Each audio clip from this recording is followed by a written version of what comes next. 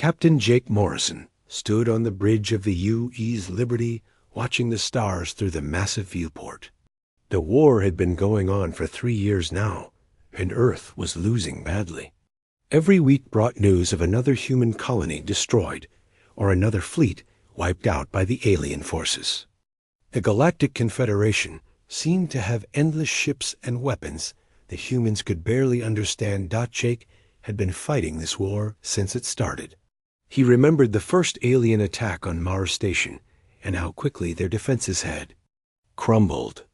The aliens called themselves the Confederation, and they wanted humans to surrender completely or face total destruction. Earth had chosen to fight instead of becoming slaves. The communication officer turned toward Jake with a surprised look on her face. Lieutenant Nancy Bell had been with the Liberty for 2 years, and Jake had never seen her look so confused. She was holding a datapad and staring at it like it contained impossible information. "Captain Morrison, we have received a message from the Confederation," Nancy said in a quiet voice. "They want to negotiate a peace treaty." Jake felt his heart skip a beat. A peace treaty meant the war could end. It meant no more dead soldiers and no more destroyed worlds. But something felt wrong about this. The Confederation had been winning every battle for months. Why would they want peace now when they were so close to victory? "Are you sure the message is real?" Jake asked as he walked over to Nancy's station. She handed him the datapad, and he read the message 3 times to make sure he understood it correctly. The aliens were inviting Earth to send diplomats to a place called Kepler Station in the Vega system. They promised safe passage and genuine negotiations. Jake immediately sent the message to Admiral Lisa Carter on Earth. She was the smartest military leader humanity had, and if anyone could figure out what the aliens were really planning, it would be her. The response came back within an hour, and Jake could tell from the tone that Lisa was very suspicious. "Morrison, this feels like a trap," Lisa said during their secure video call. "The Confederation has been destroying our fleets for months. They have no reason to negotiate unless they want something specific from us." Jake nodded as he listened to her concerns. Lisa had been right about alien tactics many times before, and her instincts had saved thousands of human lives. But Jake also knew that Earth was running out of options. Their shipyards were damaged, and their best pilots were dead. This might be humanity's only chance for survival. "What if it's real, though?" Jake replied. "What if they really want peace?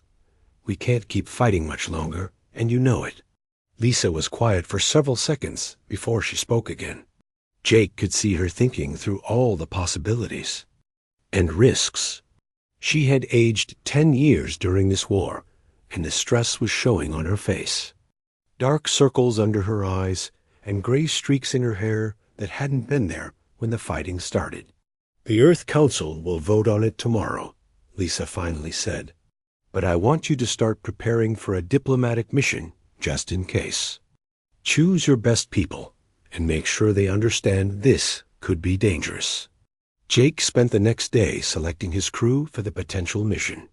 He needed people who were smart enough to spot alien tricks, but also diplomatic enough to negotiate if the peace offer was genuine. Commander Alex Rodriguez would handle security with his team of Marines. Dr. Maya Johnson would serve as their expert on alien cultures and biology. Alex had fought in more battles than anyone else on the ship. He was tough and suspicious, which made him perfect for keeping the diplomats safe. Maya was different. She actually liked studying the aliens and understanding how they thought. Jake hoped her knowledge would help them avoid making mistakes during negotiations. The vote came back from Earth the next morning. The Earth Council had decided to send a diplomatic mission to Kepler Station. Jake felt both excited and worried. At the same time, this could mean the end of the war, but it could also mean the end of the human leadership if the aliens were lying. 3 ships would make the journey to Kepler Station. The UE's Liberty would carry the diplomats and serve as the main negotiation platform. The U's defender would provide military escort in case of trouble. The third ship was more mysterious. It was called the UE Shadow, and Jake had never heard of it before. Captain Ben Parker commanded the Shadow, and Jake had tried to contact him several times without success. The ship appeared on the mission roster, but no one seemed to know much about it. Admiral Carter had simply said it was classified and that Jake shouldn't worry about it. Jake found this very strange. He had been in the Earth Defense Fleet for 15 years, and he knew about every major ship and captain. The Shadow was completely unknown to him, and that made him nervous. Secret ships usually meant secret missions, and Jake wondered what the Earth Council wasn't telling him. The three ships left Earth's solar system together, but the Shadow immediately moved away from the other two vessels. Captain Parker sent a brief message saying his ship would maintain a separate course to their destination. Jake tried to ask why, but Parker didn't respond to any further communications. During the long journey to the Vega system, Jake spent his time preparing for the negotiations. Maya briefed him on Confederation culture and politics, while Alex worked out security procedures for Kepler Station. The alien space platform was supposed to be neutral territory, but Alex didn't trust anyone except humans. The Confederation has 12 different species, Maya explained during one of their planning sessions. The Zephyrians seem to be the leaders, and they're known for being very logical and calculating. The hive species called the Zak are their main military force, and they think like insects with a collective mind. Jake listened carefully to Maya's explanations, but he kept thinking about Admiral Carter's warnings. The timing of this peace offer was too convenient. 6 months ago, the Confederation had been close to crushing human resistance completely. Then suddenly, human fleets started winning battles, using new tactics and weapons that Jake didn't understand. Nobody would explain to him where these new technologies came from. Admiral Carter would only say that Earth had found new allies, but she never said who these allies were. Jake suspected there was a lot more going on than anyone was telling him. As the Liberty approached Kepler Station, Jake stood on the bridge looking at the massive alien structure ahead of them. It was bigger than anything humans had ever built, and it was crawling with ships from dozens of different species. This was either humanity's chance for peace or their final trap.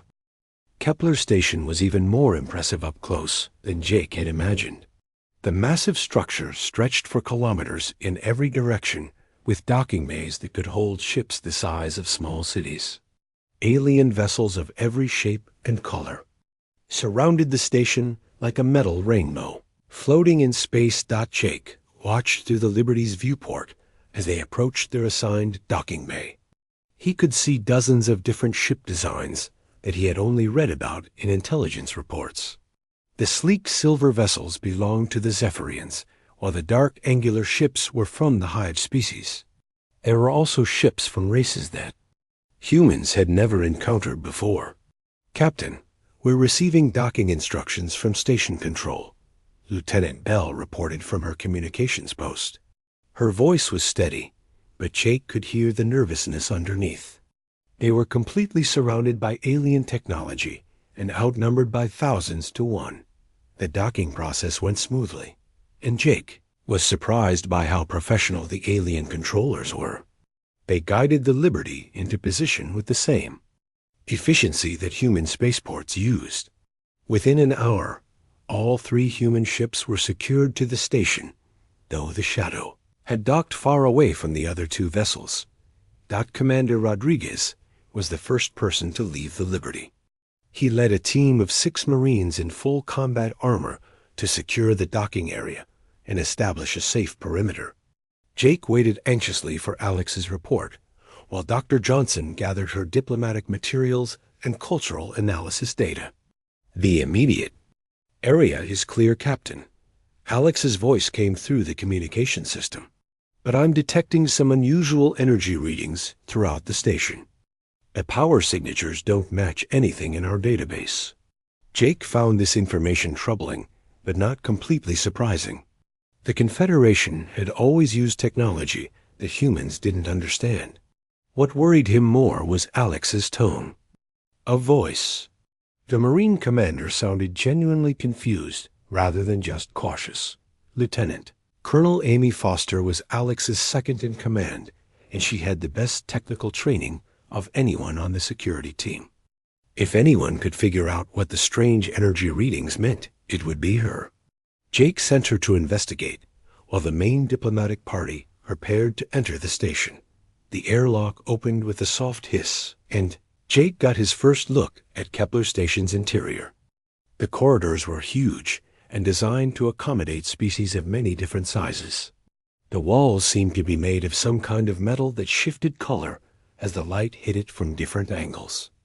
A HFY group of aliens was waiting to greet them, and Jake recognized the leader from intelligence photos. Ambassador Krix was a Zephyrian with pale blue skin and large black eyes that seemed to see everything at once. The ambassador was tall and thin, with long fingers that moved constantly, as if they were thinking through those movements. "Welcome to Kepler Station, Captain Morrison," Krix said in perfect English. "We are honored that humanity has chosen to pursue the path of peace rather than continued destruction." Jake nodded politely, but he noticed something strange about the ambassador's words. The way Krix emphasized certain phrases made it sound like the aliens expected humans to surrender rather than negotiate as equals. Maya had warned him about this during their preparation sessions. Dr. Johnson stepped forward and introduced herself using the proper Zephyrian greeting ritual that she had studied during the journey. Krix seemed impressed by her knowledge of their customs and replied with what sounded like approval. Jake hoped this was a good sign for the upcoming negotiations. The aliens led them through the station toward the diplomatic quarters that had been prepared for the human delegation. Jake was amazed by the size and complexity of the structure. Thousands of different species moved through the corridors, going about their business. Some looked almost human, while others were so alien that Jake couldn't figure out how they moved or communicated. Engineer Danny Wright had remained on the Liberty to monitor the ship's systems, but his voice suddenly came through Jake's communication device.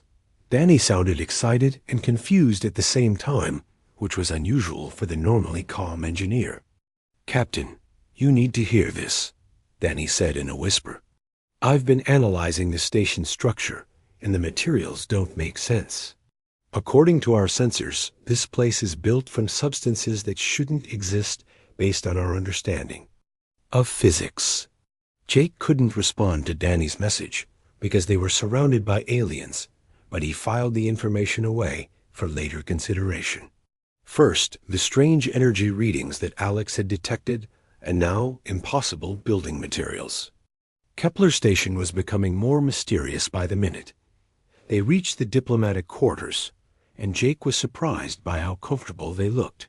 The rooms were designed for human needs with proper gravity and atmosphere. There were even human-style furniture and food preparation areas. The aliens had clearly done their research about human requirements. Ambassador Krix left them to settle in and promised that formal negotiations would begin the next day. Jake waited until they were alone before calling a meeting with his senior staff. Maya, Alex, Amy, and Danny joined him in the main conference room to discuss their initial observations. "Something is not right about this place," Alex said as soon as the door closed. "The energy readings I detected are getting stronger, and they seem to be coming from systems that aren't supposed to exist. Amy has found similar anomalies throughout her security sweep." Amy nodded and activated a portable scanner that displayed the station's energy patterns. The readings showed power flows that defied human understanding of how space stations were supposed to work. There were systems running at energy levels that should have been impossible to maintain. "It gets stranger," Danny added from his position on the Liberty. "I've been comparing the station's design to our historical databases, and some of the architectural elements match legends about an ancient race called the Architects. But those are just stories that nobody believes anymore. Maya looked up from her cultural notes with a concerned expression. She had been reviewing her conversations with Ambassador Krixtall, and something was bothering her about the aliens' responses to her questions. During our greeting ceremony, Krixtall made several references to humanity's recent military improvements, Maya said slowly. But when I asked for details, the ambassador described weapons and tactics that matched descriptions from our oldest historical records, stories about the architects and their incredible technology.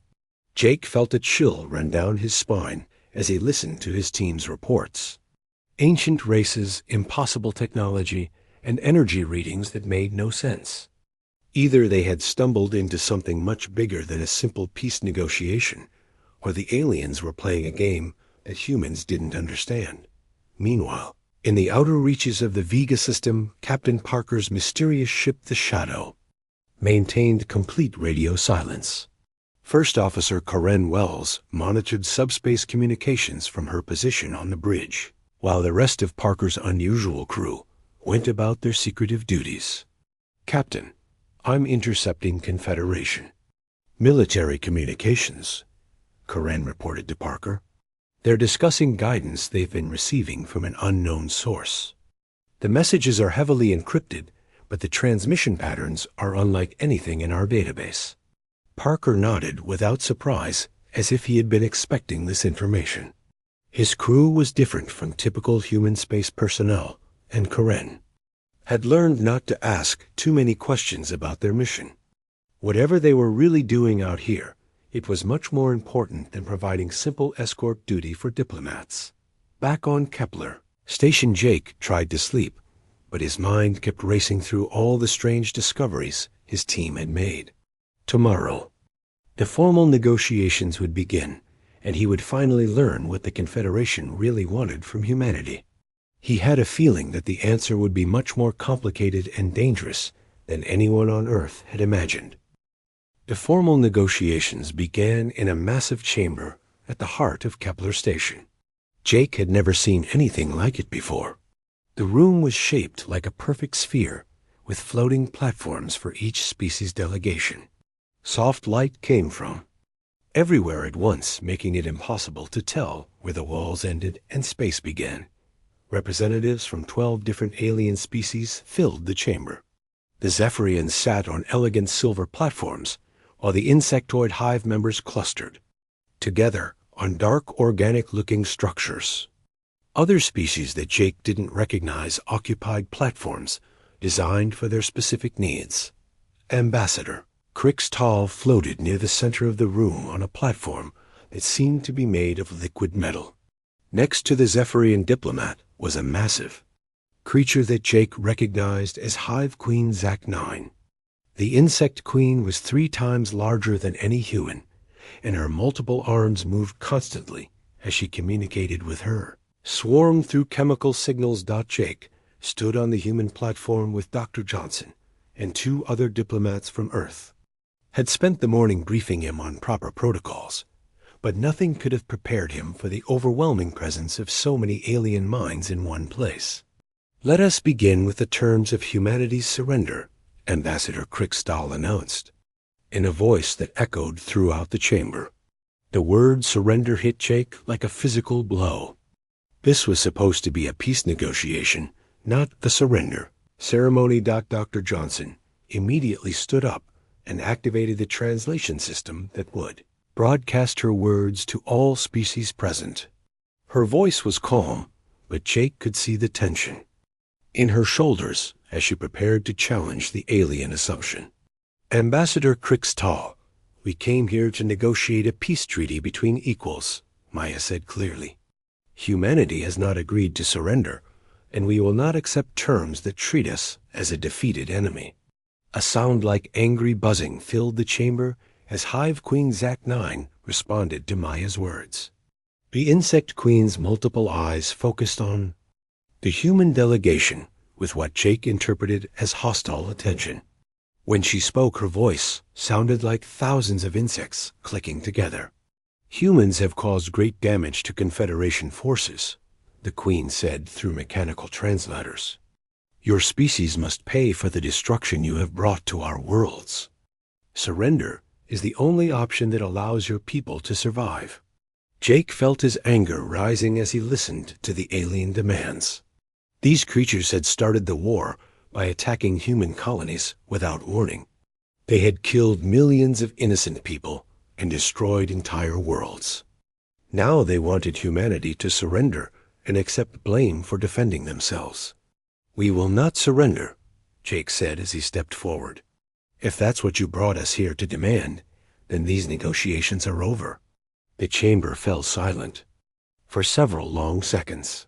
Jake could feel the attention of hundreds of alien eyes focused on him, and he wondered if he had just signed humanity's death warrant. But he knew that surrender would mean slavery or extinction for his species. "Ambassador," Krikstal's expression changed from diplomatic politeness to something much colder. The Zephyrian's large black eyes seemed to gleam with anticipation, as if Jake had said exactly what the alien had been hoping to hear. "Very well, Captain Morrison," Krikstal said with what sounded like satisfaction. "Since humanity chooses defiance over wisdom, we have no choice but to demonstrate the futility of your position." Warning alarms suddenly began sounding throughout Kepler Station. Jake felt his heart sink as he realized they had walked directly into the trap that Admiral Carter had warned him about. The peace negotiations had been a lie designed to lure Earth's leadership far from home, where they could be captured or killed. Red emergency lights flashed throughout the negotiation chamber as hidden weapon systems emerged from the walls and ceiling. Dozens of energy cannons pointed at the human platform, while force fields activated around all the alien delegations to protect them from the coming violence. "All human vessels are now trapped within our containment field, Ambassador," Krikstal announced with obvious pleasure. "Your ships cannot escape, and your government cannot rescue you. Earth will surrender completely or watch its leaders die." Jake activated his emergency communicator to contact Commander Rodriguez, but only static came through the device. The aliens were jamming all human communications to prevent his security team from coordinating any kind of rescue. Attempt dot through the chamber's transparent walls. Jake could see space filled with alien warships. Hundreds of Confederation vessels were jumping into the system from hyperspace, creating a massive fleet that surrounded the three human ships. The UES Liberty and UES Defender looked pathetically small compared to the alien armada. "Alex, can you hear me?" Jake shouted into his communicator, even though he knew the jamming would prevent any response. He needed his security chief to know what was happening, so the Marines could attempt some kind of defensive action. Dr. Johnson grabbed Jake's arm and pointed toward one of the wall displays that showed the tactical situation outside the station. More alien ships were arriving every few seconds, and the human vessels were taking damage from focused energy beams that seemed designed to disable rather than destroy. "They want to capture our ships intact," Maya whispered. "They're trying to take our technology and our people alive for interrogation." Jake watched helplessly as the U-East Defender's shields failed under the concentrated alien assault. Emergency escape pods began ejecting from the human vessel as the crew abandoned ship. He could only hope that some of his people would survive long enough to warn Earth about the Confederation's betrayal. The UES Liberty was holding up better thanks to its heavier armor and more powerful defensive systems. But Jake knew it was only a matter of time before the massive alien fleet overwhelmed their defenses. They were outnumbered by more than 50 to 1 and trapped far from any possible help. "Your resistance is meaningless," Hive Queen Zak-9 clicked as she watched the battle through the chamber walls.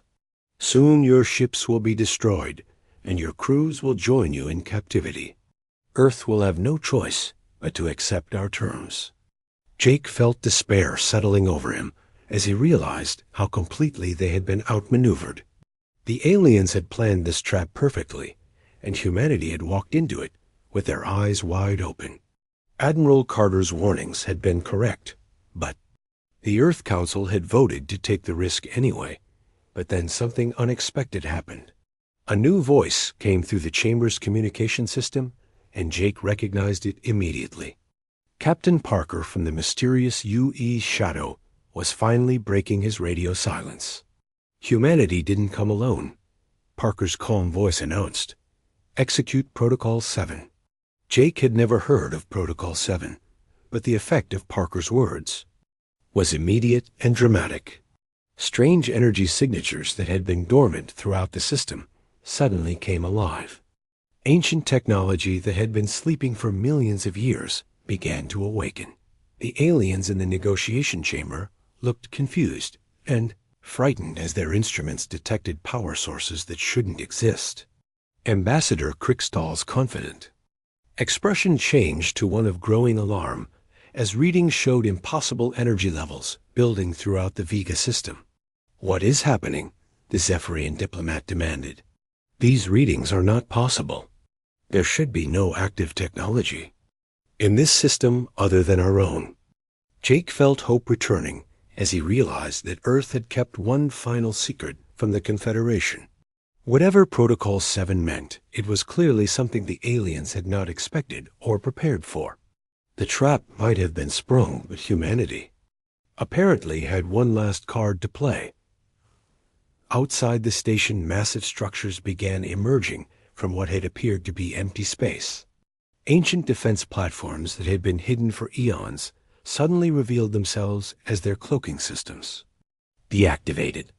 The alien fleet found itself surrounded by technology that made their most advanced vessels look primitive. The peace treaty had indeed been a trap, but it seemed that the Confederation was about to discover they were not the only ones capable of deception.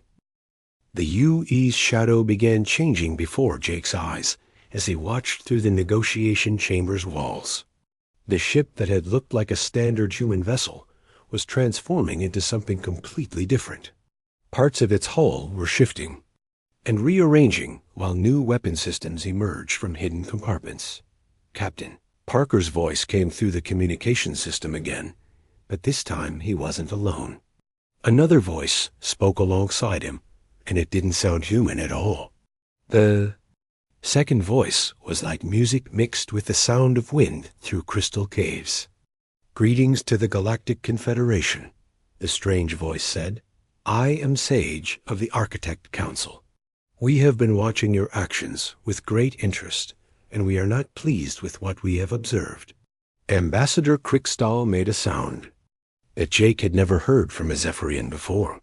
It was something between a gasp and a scream of terror. The other alien representatives in the chamber began making similar noises as they realized what they were hearing. "The architects are extinct," Crickstall said in a voice that shook with fear. "Your race disappeared millions of years ago. This must be some kind of human trick or deception." The being called Sage laughed, and the sound filled the entire chamber with harmonics that made Jake's bones vibrate. Through the walls, he could see the shadow continuing to transform as more alien technology integrated with the human vessel. "We never disappeared," Sage replied calmly. "We simply chose to observe and wait until we found a species worthy of inheriting our legacy. After watching this war, we have decided that humanity meets our requirements."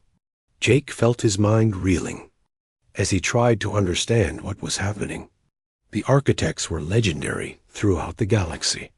They were supposed to be the first intelligent race to achieve interstellar travel, and they had built technology that other species could barely comprehend. But they had vanished long before humans had ever left Earth. "The humans have shown something that we have not seen in millions of years," Sage continued. "During this war, they have repeatedly chosen to protect weaker species and minimize civilian casualties even when it put their own forces at risk. This compassion combined with their tactical innovation has convinced us that they deserve our support." Hive Queen Zach-9's multiple arms waved frantically as she communicated with her swarm through chemical signals. Jake could see the insect. Queen's compound eyes reflecting the light from the ancient technology that was now appearing throughout the system. This changes nothing. The Queen clicked through her translators. Even with architect support, the humans are still outnumbered. Our fleets will destroy them and take their technology for ourselves. More ancient structures continued materializing around Kepler Station as their cloaking systems deactivated. Jake could see massive defense platforms that looked like they had been grown rather than built. Organic curves and crystal surfaces. Reflected energy patterns that hurt to look at directly. "You misunderstand the situation completely," Sage said with what sounded like amusement. "Captain Parker and his crew are not just allied with us. They have been working with Architect technology for months. The UE's Shadow is a hybrid vessel that combines human innovation with our most advanced systems." The transformation of the Shadow was now complete, and Jake could see that it barely resembled a human ship anymore. The vessel had become something that looked alive with surfaces that shifted color and energy patterns that flowed like liquid light. It was beautiful and terrifying at the same time. God engineer Ganny Wright's voice suddenly came through Jake's communicator as the alien jamming. Systems failed. The young engineer sounded amazed and confused as he reported what his instruments were detecting. "Captain, the energy readings are off the charts," Danny said in an excited whisper. "The technology that's activating around us is beyond anything in our database. It's like the entire system was hiding a civilization that we never knew existed." Jake finally understood what had been happening during the past 6 months of the war. A sudden improvement in human tactics and the mysterious new weapons that nobody would explain to him. Earth had been receiving help from the architects all along, and only a few people had known about it. Admiral Carter knew about this, Jake said to Dr. Johnson, who was standing beside him with her mouth open in amazement. That's why she was so suspicious of the peace treaty. She knew the aliens might try something desperate if they realized we had powerful allies. Captain Parker's voice came through the communication system again, and this time Jake could hear the confidence in his tone. The mysterious captain was no longer hiding his true mission, and Jake finally understood why the Shadow had maintained radio silence during their journey. The Architect network has been dormant throughout the galaxy for millions of years, Parker explained. But we have been working together to reactivate their defense systems and industrial facilities. What you see around Kepler Station is just the beginning. Ambassador Krixtal tried to maintain his diplomatic composure, but Jake could see the panic in the alien's large black eyes. The Zephyrian had planned this trap perfectly, but he had never considered the possibility that humans might have allies more powerful than the entire Confederation. "Even if the architects have returned," Krixtal said desperately, "the Confederation has hundreds of worlds and thousands of fleets. You cannot fight all of us at once." Sage's musical laughter filled the chamber again as more ancient technology came online throughout the system. Jake could see AI networks activating in long-dead star systems, while automated construction facilities began building new vessels at impossible speeds. "You still do not understand," Sage said patiently. "We have been preparing for this moment for months. Architect technology exists in every system that your Confederation claims to control. We built this galaxy's infrastructure millions of years before your species achieved space flight." The tactical displays in the negotiation chamber showed the true scope of what was happening. Ancient jump point inhibitors had activated throughout the sector, preventing the Confederation fleet from retreating. Defense platforms that had been hidden for eons were now targeting every alien vessel in the system. Wright worked frantically with beings that Jake now realized were architects disguised as humans. The integration of human and alien technology was happening at incredible speed as the UES Liberty transformed into something that could match entire fleets. The humans have earned our respect through their actions during this war, Sage announced to the terrified alien delegates. They will inherit our territory and our responsibility for maintaining galactic peace. The Confederation will accept this new reality, or face the consequences of opposing us. Jake watched through the chamber walls as the massive alien fleet found itself completely surrounded by technology they couldn't understand or fight. The trap had been turned completely around, and now the Confederation was at the mercy of humanity and their ancient allies. The peace treaty was about to become very real, but not in the way that anyone had expected when this journey began. The battle that followed was unlike anything Jake had ever witnessed. The UES Liberty transformed as architect technology integrated with human systems, and the ship became something magnificent and powerful. Energy flowed through new conduits that seemed to grow from the ship's hull, while weapons that looked like living crystal emerged from hidden compartments. Captain Morrison coordinated the defense from the Liberty's bridge, but he was no longer commanding just one ship. Ancient AI networks throughout the galaxy had awakened, and thousands of architect drones were responding to his tactical decisions. The computer systems on his bridge displayed information about star systems he had never heard of, and fleets that had been sleeping for millions of years. Admiral Carter's voice came through the communication system from Earth, and Jake could hear the amazement in her tone. She had known about the Architect Alliance, but even she had not understood the full scope of their technology and influence.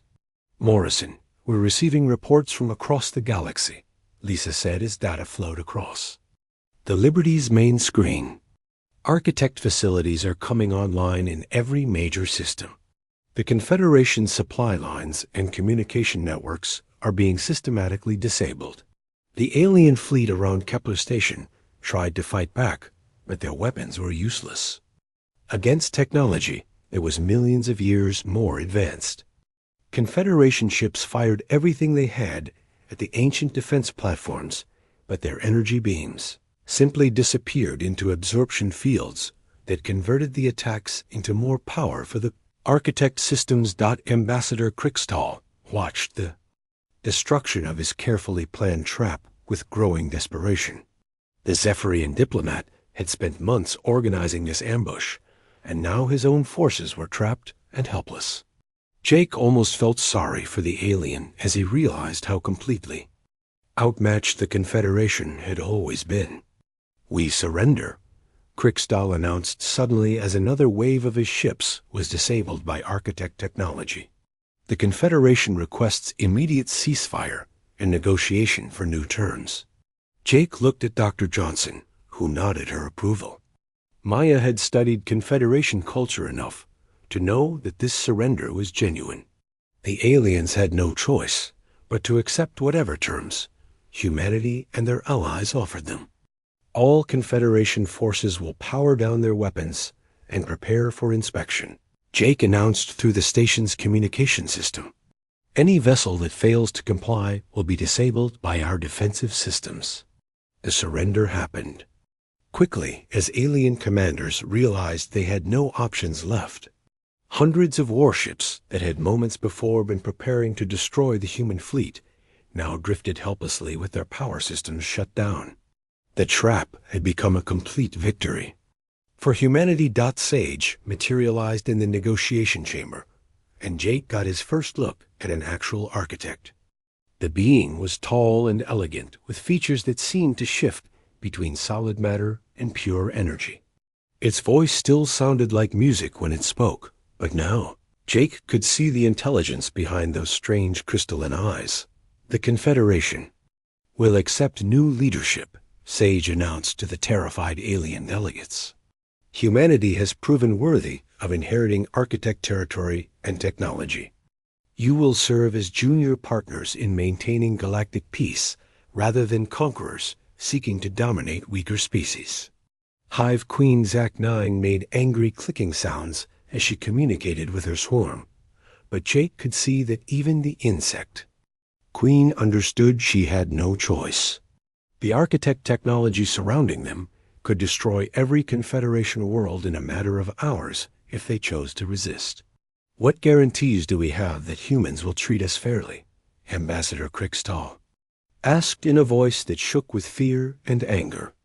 Your species has shown they can be just as violent as any other when threatened. Dr. Johnson stepped forward to answer the Zephyrian's question. Maya had spent years studying alien cultures, and she understood their concerns about human leadership. Her response would determine whether this victory led to lasting peace or continued conflict. Humanity has learned from this war, Maya said carefully. We know that peace requires understanding and cooperation between different species. The architects chose us not because we are the strongest, but because we protect those who cannot protect themselves. Jake watched as the alien delegates considered Maya's words. Some of them looked skeptical, but others seemed hopeful that human leadership might be better than the constant warfare they had known under Confederation rule. Engineer Wright's voice came through the communication system with a report that made Jake smile. Danny had been working with architect technicians to assess the damage to human ships, and the news was better than anyone had expected. Captain, the architect technology has not just repaired our vessels, Danny said with obvious excitement. It has upgraded them beyond anything we thought possible. The Liberty now has capabilities that rival their most advanced systems. Captain Parker appeared on the main communication screen, and Jake could see that the mysterious officer looked different somehow. There was an energy about him that suggested he had been changed by his work with the architects in ways that went beyond simple technology. The transformation is just beginning, Parker explained. Architect technology exists throughout the galaxy, and it has been waiting for a species worthy of using it responsibly.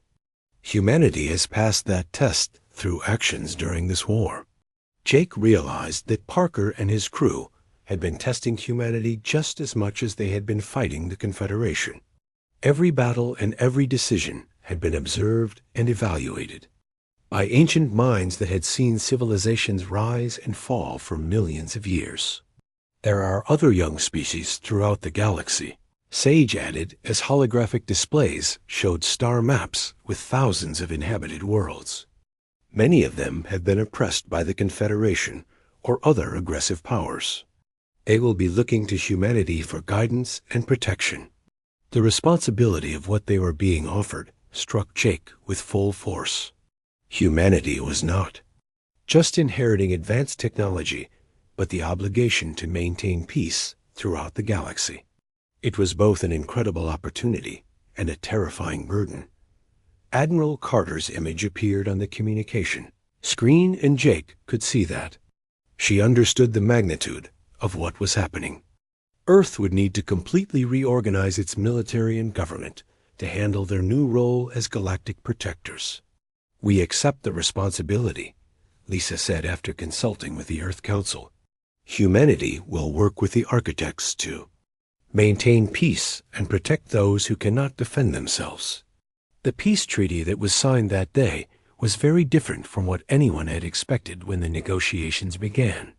Instead of human surrender, it established humanity as the inheritors of the galaxy's most advanced civilization. The Confederation became junior partners in a new alliance dedicated to protecting weaker species rather than conquering them. Jake stood on the bridge of the transformed Liberty, watching his former enemies began working together to build a better future. The war was over, but humanity's greatest challenge was just beginning. They had proven worthy of ancient trust, and now they had to live up to that faith every day. Messages were already arriving from distant star systems where oppressed species had heard about humanity's victory over the Confederation. Young civilizations throughout the galaxy were asking for help and guidance from the species that had earned the respect of the legendary architects. The peace treaty had indeed been a trap, but in the end, it had trapped the wrong species.